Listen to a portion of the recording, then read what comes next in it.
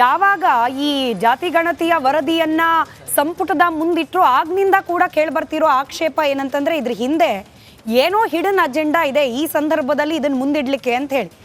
ಏನದು hidden agenda ಅಂತ ಹೇಳಿ ಒಂದು ಬ್ರೇಕಿಂಗ್ ಅಪ್ಡೇಟ್ ಮೂಲಕ ಅದನ್ನು ಗಮನಿಸ್ತಾ ಹೋಗೋಣ. ಮುಸ್ಲಿಂ ಜನಸಂಖ್ಯೆಯಲ್ಲಿ ಹೆಚ್ಚು ತೋರಿಸಿ ಉಳಿದವರನ್ನ ಕಡಿಮೆ ತೋರಿಸೋ ಮೂಲಕ ಸಿದ್ದರಾಮಯ್ಯನವರು ತಮ್ಮ ಕುರ್ಚಿಯನ್ನ ಭದ್ರಾ ಮಾಡಿಕೊಳ್ಳೋ ಪ್ರಯತ್ನಕ್ಕೆ ಮುಂದಾಗಿದ್ದಾರೆ. ಅದರಲ್ಲೂ ಪ್ರಮುಖವಾಗಿ ಒಕ್ಕಲಿಗ ಲಿಂಗಾಯತರ ಸಂಖ್ಯೆಯನ್ನ ಕಡಿಮೆ ತೋರಿಸಲಾಗಿದೆಯಂತೆ. ಇರೋ ಜನಸಂಖ್ಯೆಗಿಂತ ಈ ವರದಿಯಲ್ಲಿ ಅವರ ಸಂಖ್ಯೆಯನ್ನ ಕಡಿಮೆ ತೋರಿಸಲಾಗಿದೆ ಅನ್ನೋ ಆಕ್ಷೇಪ ಎರಡೂ ಸಮುದಾಯದಿಂದ ಕೂಡ ಬಹಳ ಪ್ರಬಲವಾಗಿ ಕೇಳೋಕ್ ಸಿಗ್ತಾ ಇದೆ. ಸಮುದಾಯಗಳನ್ನ ಯಾಕೆ ಹೀಗೆ ಮಾಡ್ತಾರೆ? ಜನಸಂಖ್ಯೆ ಕಮ್ಮಿ ಮಾಡಿಸೋದ್ರಿಂದ ಏನ್ ಪ್ರಯೋಜನ ಅಂದ್ರೆ, ಮೀಸಲಾತಿ ಕೊಡೋ ಸಂದರ್ಭದಲ್ಲಿ ಈ ಎರಡೂ ಪ್ರಬಲ ಸಮುದಾಯಗಳನ್ನ ಅಲ್ಲಿರುವ ಹಿಂದುಳಿದವರನ್ನ ಹೊರಗಿಟ್ಟು ಮೀಸಲಾತಿ ಕೊಡ್ಲಿಕ್ಕೆ ಹುನ್ನಾರ. ಹಿಂದೂಗಳನ್ನ ಒಡೆದು ಬಿಟ್ಟಿದ್ದಾರೆ, ಮುಸಲ್ಮಾನರನ್ನ ಒಂದು ಮಾಡಿದ್ದಾರೆ ಅನ್ನೋ ಆರೋಪ ಇದೆಯಲ್ಲ, ಇದು ಸರಿನಾ ಅನ್ನೋ ಅನುಮಾನ. ನೆನೆ ಹರಿಯಾಣದಲ್ಲಿ ಮೋದಿ ಮಾತನಾಡಿದ್ರು, ಇವತ್ತು ಪ್ರತಾಪ್ ಸಿಂಹ ಮಾತಾಡಿದ್ರು. ಆ ಎರಡೂ ಹೇಳಿಕೆಯನ್ನ ಗಮನಿಸಿ ನಂತರದಲ್ಲಿ ಚರ್ಚೆ ಮುಂದುವರಿಸೋಣ. कांग्रेस ने बाबा साहब आंबेडकर ने जो सपना देखा था, सामाजिक न्याय के लिए संविधान में जो व्यवस्था की थी, उसको भी पीठ में छुरा भोंककर उस संविधान के उस प्रावधान को तुष्टीकरण का माध्यम बना दिया। अभी आपने भी समाचारों में सुना होगा, कर्नाटका की कांग्रेस सरकार ने टेंडर में भी अब एससी, एसटी, ओबीसी के अधिकार छीन करके धर्म के आधार पर आरक्षण दे दिया, जबकि संविधान में बाबा साहब आंबेडकर ने साफ साफ शब्दों में चर्चा में कहा था कि संविधान में कतई धर्म के आधार पर आरक्षण की व्यवस्था नहीं की जाएगी। और हमारे संविधान ने धर्म के आधार पर आरक्षण के लिए प्रतिबंध लगाया हुआ है।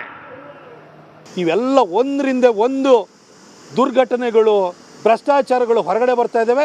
ಇವನ್ನೆಲ್ಲದನ್ನು ಕೂಡ ಡಿಫ್ಲೆಕ್ಟ್ ಮಾಡಬೇಕು, ಜನರನ್ನ ಜಾತಿ ಆಧಾರದ ಮೇಲೆ ಹಿಂದೂ ಸಮಾಜವನ್ನು ಒಡಿಬೇಕು ಅಂತೇಳಿ ಹೇಳಿ ಸಿದ್ದರಾಮಯ್ಯನವರು ಈ ಜಾತಿ ಗಣತಿ ಅಂತ ಹೇಳ್ಬಿಟ್ಟು ಈ ನೆಪ ಮಾತ್ರಕ್ಕೆ ಸ್ಯಾಂಪಲ್ ಸರ್ವೆ ಮುಖಾಂತರ ಮಾಡಿರುವಂತಹ ಗಣತಿಯನ್ನು ಹೊರಗಡೆ ಬಿಟ್ಟಿದ್ದಾರೆ. ಸಿದ್ದರಾಮಯ್ಯನವ್ರನ್ನ ಕಾಂಗ್ರೆಸ್ನವರು ಫಸ್ಟ್ ಅರ್ಥ ಮಾಡ್ಕೊಳ್ಳಿ. ಸಿದ್ದರಾಮಯ್ಯನವರು ಈ ಗಣತಿಯನ್ನು ಹೇಗೆ ಕೊಟ್ಟಿದ್ದಾರೆ, ಈ ಗಣತಿ ಅವ್ರು ಕೊಟ್ಟರೆ ಗಣತಿ 2013-14 ಮಾಡಿದ್ದು, 12 ವರ್ಷದ ಹಿಂದೆ ಮಾಡಿದ್ದು, ಅದ್ರ ಪ್ರಕಾರನೇ ನಡ್ಕೊಳ್ಳೋದಾದರೆ 75 ಲಕ್ಷ ಇರುವಂಥ ಮುಸಲ್ಮಾನರಿಗೆ 4,500 ಕೋಟಿ ಕೊಡ್ತಾರೆ. 82 ಲಕ್ಷ ಇರುವಂಥ ಲಿಂಗಾಯತರಿಗೆ ಏನು ಕೊಟ್ರಿ? ಇದೆಲ್ಲ ಸಿದ್ದರಾಮಯ್ಯನವರು ಕುರ್ಚಿ ಉಳಿಸ್ಕೊಳ್ಳೋದಕ್ಕೆ ಮಾಡ್ತಾ ಇರುವಂತಹ ನಾಟಕ ಇದು. ಇವೆಲ್ಲ ಒಂದರಿಂದ ಒಂದು ದುರ್ಘಟನೆಗಳು, ಭ್ರಷ್ಟಾಚಾರಗಳು ಹೊರಗಡೆ ಬರ್ತಾ ಇದ್ದಾವೆ. ಇವನ್ನೆಲ್ಲದನ್ನು ಕೂಡ ಡಿಫ್ಲೆಕ್ಟ್ ಮಾಡಬೇಕು, ಜನರನ್ನ ಜಾತಿ ಆಧಾರದ ಮೇಲೆ ಹಿಂದೂ ಸಮಾಜವನ್ನು ಒಡಿಬೇಕು ಅಂತೇಳಿ ಹೇಳಿ ಸಿದ್ದರಾಮಯ್ಯನವರು ಈ ಜಾತಿ ಗಣತಿ ಅಂತ ಹೇಳ್ಬಿಟ್ಟು ಈ ನೆಪ ಮಾತ್ರ.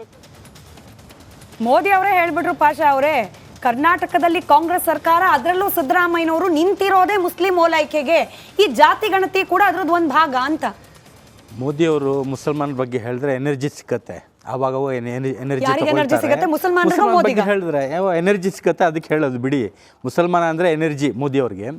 ನೋಡಿ ಮೇಡಮ್, ಈಗ ಇದು ಸೆನ್ಸಸ್ ಮಾಡಿದಾರಲ್ಲ, ಇದು 15 ವರ್ಷ ಮುಂಚೆದು ಲೆಕ್ಕ. ಇದು ನೋಡಿದ್ರೆ ಈಗ ಸರಿಯಾಗಿ ಮಾಡಿದ್ರೆ 1.25 ಕೋಟಿ ಮುಸಲ್ಮಾನರು ಇದ್ದಾರೆ ಕರ್ನಾಟಕದಲ್ಲಿ. ಮತ್ತೊಂದು ಬ್ರೇಕಿಂಗ್ ನ್ಯೂಸ್ ಹಾಕೋಬೇಕು ಇವಾಗ ನಾವು. 1.25 ಕೋಟಿ ಮೇಲೆ ಇದ್ದಾರೆ ಮುಸಲ್ಮಾನರು. 75 ಲಕ್ಷ ಇಲ್ಲ ಇಲ್ಲ ಇಲ್ಲ, ಆ ಲೆಕ್ಕ ನೋಡಿದ್ರೆ ನಮ್ಗೆ ನೋಡಿದ್ರೆ 15% ಕೊಡ್ಬೇಕು. 8% ಸಾಕಾಗಲ್ಲ, 15% ಕೊಡ್ಬೇಕು. ನಾವು ಮುಸಲ್ಮಾನ್ ಸಿಎಂ ಇರ್ಬೇಕಿತ್ತು, ಕರ್ನಾಟಕದಲ್ಲಿ ಮುಸಲ್ಮಾನ್ ಸಿಎಂ ಇರ್ಬೇಕಿತ್ತು. ಅದಕ್ಕೆ ಎಲ್ಲ ಮುಚ್ಚಿಕ್ಕಿದ್ರು. ಈಗ ಆಚೆ ಬರ್ತಾ ಇದೆ, ಬರ್ಲಿ ಇನ್ನೊಂದ್ಸಲಿ ಮಾಡ್ಲಿ, ನಮ್ಮ ಇನ್ನೊಂದ್ಸಲಿ ಮಾಡ್ಲಿ ಅಂತ ಮಾಡಿದ್ರೆ ಒಳ್ಳೇದು. ಸತ್ಯಾಗ್ಲೂ ಮಾಡಿದ್ರೆ 1 ಕೋಟಿ ಮೇಲೇನೆ ಇರೋದು ನಾವು ಕರ್ನಾಟಕದಲ್ಲಿ ಮುಸಲ್ಮಾನ ಬೆಂಗಳೂರಲ್ಲಿ ಜನಸಂಖ್ಯೆ. ಬೆಂಗಳೂರು ಬಿಡ್ರಿ, ಕರ್ನಾಟಕದ ನಾವು ಹೇಳ್ತಾ ಇರೋದು. ಇಡೀ ಜಮೀರ್ ಅಹಮದ್ ಖಾನ್ ಆಗ್ಬೋದಾ? ಇಡೀ ಕರ್ನಾಟಕ. ಜಮೀರ್ ಅಹಮದ್ ಕುಮಾರಸ್ವಾಮಿ ಲೆಕ್ಕನೇ ಇಲ್ಲ ಬಿಡಿ. ಬೇಡ ಬಿಡಿ, ಬಿಡಿ, ಜಮೀರಿಯನಿಗೆ ಹೋಗ್ತೀರಾ ನೀವು. ಕುಮಾರಸ್ವಾಮಿ ಮುಂಚೆ ಲೆಕ್ಕ ನಿಮ್ ನೀವು ಮಾಡಬೇಡಿ. ಕುಮಾರಸ್ವಾಮಿ ದೇವೇಗೌಡರು ಕೊಟ್ಟರು ಅಂತ ನೀವು ನೆನಪಲ್ಲಿ ಇಟ್ಕೋಬೇಕು. ಯಾಕೆಂದ್ರೆ ದೇವೇಗೌಡರು ನಿಮ್ ಜನಾಂಗಕ್ಕೆ ಮಾಡಿದ ಗದ್ದಾರಿ ಮಾಡಿದ್ದಾರೆ ಕುಮಾರಸ್ವಾಮಿ. ಗದ್ದಾರಿ ಯಾರು ಮಾಡಿದ್ರು? ಮುಸಲ್ಮಾನರಿಗೆ ನಿಮ್ಮವ್ರು ಮಾಡಿದ ಗದ್ದಾರಿ. ನೀವು ನೆನಪಲ್ಲಿ ಇಟ್ಕೋಬೇಕು. ದೇವೇಗೌಡರು ಮುಸಲ್ಮಾನರಿಗೆ ಧೋಖಾ ಮಾಡಿದ್ದಾರೆ. ಧೋಖಾ ಮಾಡಿದ್ದಾರೆ. ಇವತ್ತು ನೆಮ್ಮದಿಯಾಗಿ ಬದುಕ್ತಾ ಇದ್ದೀರಾ? ದೇವೇಗೌಡರು ಒಫಿದ್ರಲ್ಲಿ ಓಟ್ ಕೊಟ್ಟು ದೇವೇಗೌಡರು ಮುಸಲ್ಮಾನರಿಗೆ ಧೋಖಾ ಮಾಡಿದ್ದಾರೆ. ಮಾಡ್ತಿರ್ಲಿಲ್ಲ ನೀವು. ಧೋಖಾ ಮಾಡಿದ್ದಾರೆ ಮುಸಲ್ಮಾನರಿಗೆ. ಇವತ್ತು ಎಲ್ಲಿದೆ ಮುಸಲ್ಮಾನರು? ತಂದಿಸಿದ್ದು ಅವರು. ರಾಜಗೌಡ್ರೆ ಹೇಳಿದ್ದು ಕುಮಾರಸ್ವಾಮಿ ಅವ್ರ ಲೆಕ್ಕ ಇಲ್ಲ ಅಂದಿದ್ದು ಕುಮಾರಸ್ವಾಮಿ ಅವ್ರು ನೆಚ್ಕೊಂಡಿರುವ ಒಕ್ಕಲಿಗ ಓಟ್ಗಳು ನಗಣ್ಯ. ಯಾಕಂದ್ರೆ ಅದಕ್ಕಿಂತ ಜಾಸ್ತಿ ಮುಸ್ಲಿಂ ಸಮುದಾಯದವರು ಇದ್ದಾರೆ ಈಗ ವೋಟರ್ಸ್ ಅಂತ ಹೇಳಿ. ಅಲ್ವಾ ಪಾಷಾ ಅವರೇ? ಅಲ್ವಾ ಪಾಷಾ ಅವರೇ? ಲಿಟ್ರಲಿ ಪಾಷಾ ಅವ್ರು ಹೇಳ್ತಾ ಇದ್ದಾರೆ ಅಲ್ಲ, ಮೇಡಮ್, 4% ಮೀಸಲಾತಿ ಕೊಟ್ಟು ದೇವೇಗೌಡರು ತಪ್ಪು ಮಾಡಿದ್ರು ಅಂತ ಅವ್ರು ಹೇಳ್ತಾರೆ. ಕರೆಕ್ಟ್ ಅವ್ರು ಹೇಳ್ತಾ ಇರೋದು. ಅರ್ಥ ಆಯ್ತಾ? ಅವ್ರು ಹೇಳ್ತಾರೆ ಕರೆಕ್ಟ್. ಗದ್ದಾರ್ ಮಾಡಿದ್ರು ಅಂತ ಹೇಳ್ತಾ ಇದ್ದಾರೆ. ಕರೆಕ್ಟ್ ಅಲ್ಲ ರೀ. ಮಾಡಿಸ್ಕೊಂಡು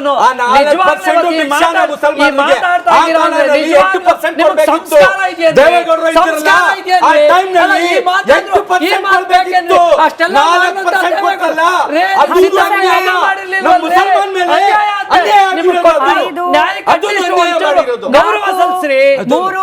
ಯಾವಾಗ ಈ ಜಾತಿ ಗಣತಿಯ ವರದಿಯನ್ನ ಸಂಪುಟದ ಮುಂದಿಟ್ರು ಆಗ್ನಿಂದ ಕೂಡ ಕೇಳ್ಬರ್ತಿರೋ ಆಕ್ಷೇಪ ಏನಂತಂದ್ರೆ ಇದ್ರ ಹಿಂದೆ ಏನೋ ಹಿಡನ್ ಅಜೆಂಡಾ ಇದೆ ಈ ಸಂದರ್ಭದಲ್ಲಿ ಇದನ್ನ ಮುಂದಿಡ್ಲಿಕ್ಕೆ ಅಂತ ಹೇಳಿ. ಏನದು ಹಿಡನ್ ಅಜೆಂಡಾ ಅಂತ ಹೇಳಿ ಒಂದು ಬ್ರೇಕಿಂಗ್ ಅಪ್ಡೇಟ್ ಮೂಲಕ ಅದನ್ನು ಗಮನಿಸ್ತಾ ಹೋಗೋಣ. ಮುಸ್ಲಿಂ ಜನಸಂಖ್ಯೆಯಲ್ಲಿ ಹೆಚ್ಚು ತೋರಿಸಿ ಉಳಿದವರನ್ನ ಕಡಿಮೆ ತೋರಿಸೋ ಮೂಲಕ ಸಿದ್ದರಾಮಯ್ಯನವರು ತಮ್ಮ ಕುರ್ಚಿಯನ್ನ ಭದ್ರಾ ಮಾಡಿಕೊಳ್ಳೋ ಪ್ರಯತ್ನಕ್ಕೆ ಮುಂದಾಗಿದ್ದಾರೆ. ಅದರಲ್ಲೂ ಪ್ರಮುಖವಾಗಿ ಒಕ್ಕಲಿಗ ಲಿಂಗಾಯತರ ಸಂಖ್ಯೆಯನ್ನ ಕಡಿಮೆ ತೋರಿಸಲಾಗಿದೆಯಂತೆ. ಇರೋ ಜನಸಂಖ್ಯೆಗಿಂತ ಈ ವರದಿಯಲ್ಲಿ ಅವರ ಸಂಖ್ಯೆಯನ್ನ ಕಡಿಮೆ ತೋರಿಸಲಾಗಿದೆ ಅನ್ನೋ ಆಕ್ಷೇಪ ಎರಡೂ ಸಮುದಾಯದಿಂದ ಕೂಡ ಬಹಳ ಪ್ರಬಲವಾಗಿ ಕೇಳೋಕ್ ಸಿಗ್ತಾ ಇದೆ. ಸಮುದಾಯಗಳನ್ನ ಯಾಕೆ ಹೀಗೆ ಮಾಡ್ತಾರೆ? ಜನಸಂಖ್ಯೆ ಕಮ್ಮಿ ಮಾಡಿಸೋದ್ರಿಂದ ಏನ್ ಪ್ರಯೋಜನ ಅಂದ್ರೆ ಮೀಸಲಾತಿ ಕೊಡೋ ಸಂದರ್ಭದಲ್ಲಿ ಈ ಎರಡೂ ಪ್ರಬಲ ಸಮುದಾಯಗಳನ್ನ ಅಲ್ಲಿರುವ ಹಿಂದುಳಿದವರನ್ನ ಹೊರಗಿಟ್ಟು ಮೀಸಲಾತಿ ಕೊಡ್ಲಿಕ್ಕೆ ಹುನ್ನಾರ. ಹಿಂದೂಗಳನ್ನ ಒಡೆದು ಬಿಟ್ಟಿದ್ದಾರೆ, ಮುಸಲ್ಮಾನರನ್ನ ಒಂದು ಮಾಡಿದ್ದಾರೆ ಅನ್ನೋ ಆರೋಪ ಇದೆಯಲ್ಲ, ಇದು ಸರಿನಾ ಅನ್ನೋ ಅನುಮಾನ. ನೆನೆ ಹರಿಯಾಣದಲ್ಲಿ ಮೋದಿ ಮಾತನಾಡಿದ್ರು, ಇವತ್ತು ಪ್ರತಾಪ್ ಸಿಂಹ ಮಾತಾಡಿದ್ರು. ಆ ಎರಡೂ ಹೇಳಿಕೆಯನ್ನ ಗಮನಿಸಿ ನಂತರದಲ್ಲಿ ಚರ್ಚೆ ಮುಂದುವರಿಸೋಣ.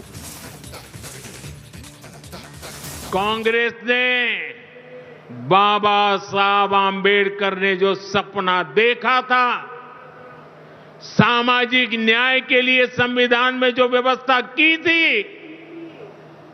उसको भी पीठ में छुरा भोंककर उस संविधान के उस प्रावधान को तुष्टीकरण का माध्यम बना दिया। अभी आपने भी समाचारों में सुना होगा, कर्नाटका की कांग्रेस सरकार ने टेंडर में भी